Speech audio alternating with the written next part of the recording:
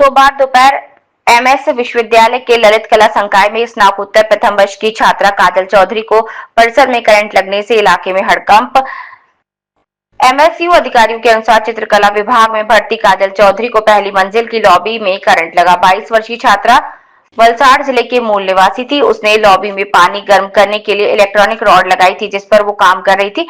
प्रथम दृष्टया ये घटना तब हुई जब वो बिना जूते पहने वापस लौटी और रॉड को छू लिया। बारिश के कारण लॉबी गीली थी। संकाय की डीन अंबिका पटेल ने बताया कि दोपहर करीब 3:30 बजे कुछ छात्रों ने उन्हें इस घटना की जानकारी दी और छात्रा के परिजनों को सूचित किया गया। काजल को कमाटी बाग के पास नरहरी अस्पताल ले जाया गया, लेकिन वहां पहुंचते ही उसे मृत घोषित कर दिया गया। उसके शव को पोस्टमार्टम के लिए एसएसजी अस्पताल ले जाया गया। इस दुखद मौत के बाद संकाय की गरबा समिति की घोषणा की कि उन्होंने सोमवार को कार्यक्रम रद्द करने का फैसला किया है। मास्टर वनना जे छोकरी छे काजल એ કઈ ઇલેક્ટ્રિક કોઇલ લઈને એને પોતાનું જે કેનવાસ છે એને સુખાવતી હતી પાણી ગરમ કરીને, યા કેનવાસમાં પાણી ગરમ કરીને કશું કરતી હશે તો એને થોડું કરંટ લાગી ગયું.